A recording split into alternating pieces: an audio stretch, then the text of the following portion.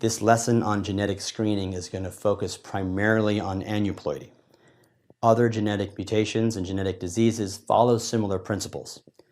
If you're at risk for having a genetic disorder, you can do a genetic screen. You only do the genetic screen when mom is willing to do the confirmatory testing, and the only thing to do about a genetic disease is to prepare for it or terminate. So it's best not to offer if mom is unwilling to terminate. The idea would be terminate early, try again. In general, it should not be offered if mom is unwilling to take the risk of an invasive procedure. Most moms will try to get a screen done to rule it out. But if she's unwilling to change the management based on the result of the test, it isn't worth doing.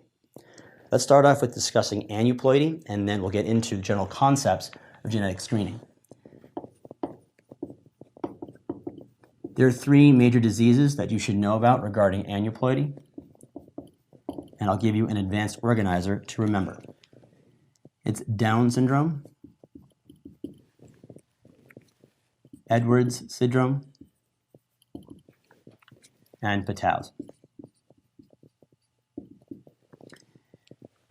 Down syndrome begins with a D. D is for drinking. The drinking age in the US is 21. Chromosome 21 is affected by Down syndrome. Edwards E, E for election. The age at which you can vote in the US is 18. Chromosome 18, Edwards. Patau is the other one, also can be remembered by PG13. Movies, the 13 reminds you of chromosome 13. The diseases that are named are chromosomes 21 Downs, 18 Edwards, 13 Patau. Risk is going to significantly increase with increased maternal age. And the general consensus is age 35 is the danger zone, above which risk significantly increases. But if you take the sheer number, that is the prevalence, what you'll find is that more of these diseases come up in younger women. This is actually very important to understand. There are more cases of aneuploidy in younger women because younger women have more kids. The sheer volume of pregnancies increases the number of aneuploidy in younger women. For this individual woman in front of you, an increased maternal age increases the risk of aneuploidy. The patient presentation is going to be an asymptomatic screen, but you're more likely to do this screen if she has increased maternal age or has had a previous pregnancy with aneuploidy. The diagnostic steps, and we'll talk a little bit more about this in detail in a second, usually involve a screening tool, which is non-invasive, and then to be followed up with, if screened in, to be followed up with a confirmatory test, which is almost always invasive. That is a needle going into baby or the amniotic sac to get genetic material. The treatment for a genetic disorder is termination. With any genetic disease, all options should be discussed, and the decision you make with the mom on what to do is dependent on her belief system, not yours. Adoption, raising the child, or simply termination. The goal then is to be diagnosing aneuploidy as early as possible so that the termination is at least intrusive on mom and more likely to result in a good pregnancy in the future. But the end result of this is going to be termination. So mom comes in and says, you know what, I want a screen. And she's willing to go the whole way. If she's positive and she ends up having a baby with a genetic disorder, she does not want to keep it. So you start off with the screening test. Screens do not diagnose or rule out the disease. They only put mom into risk categories. If the test is screened negative, quote negative, we say that she is low risk. If the test is positive, quote positive, it's high risk. Except for extenuating circumstances, if a screening tool is negative, there are sensitivities and specificities for individual tests for individual diseases, but don't memorize them. Memorize the concept of if screen negative, low risk, stop. If high risk, invasive testing. Confirmatory. If the invasive test is negative, you stop. If it's positive, baby's got a genetic disease. And the main thing to do here is to terminate and try again. So the emphasis then is going to be on early detection. Particularly for Down syndrome, but for all of these aneuploidies, there's the first trimester evaluation. First trimester screening is going to be the lowest sensitivity, but also the earliest intervention. First trimester screening involves an ultrasound for nuchal translucency, which should be less than 3 millimeters, a PA-PPA, and an HCG. There are 3 pieces of this test that help you identify what's going on and if there might be some neural tube defect or Down syndrome. I don't want you to try to remember a bunch of arrows. So just say that's what you're going to get for a first trimester screen. The second trimester screen consists of things that you've probably heard of in first year, but you want to engage them again. This is going to be the triple screen. And if you add 1 lab test, the quad screen. The triple screen consists of a beta HCG serum, AFP, estriol, and to make it a quad screen, you add inhibin A.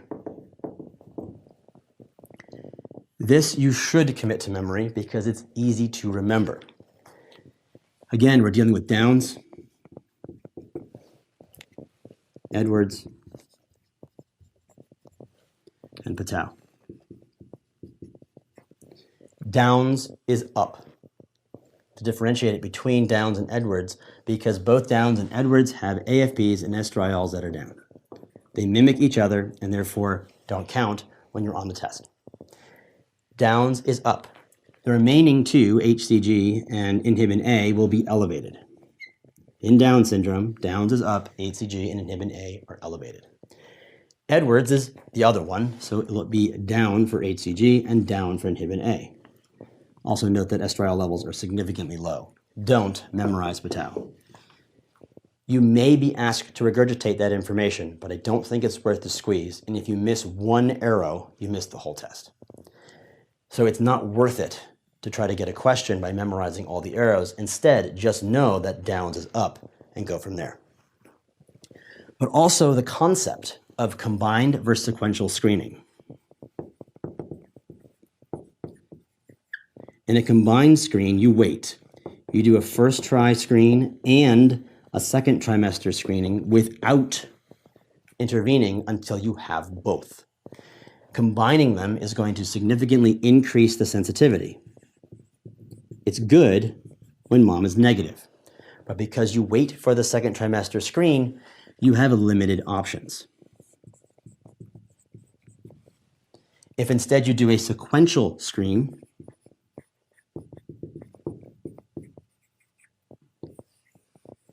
where you do a first trimester screen, and if negative, follow it up with a second trimester screen. But if it's positive, go to invasive testing. If you do this, what you end up with is more moms getting invasive testing.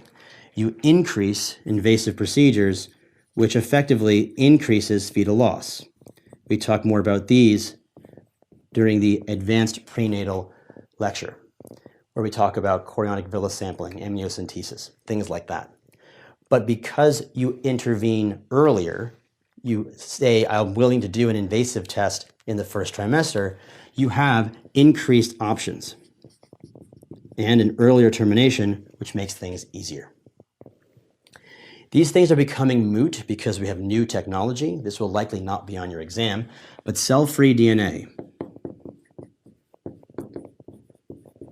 is a hot topic. The idea is that there is fetal DNA in maternal blood.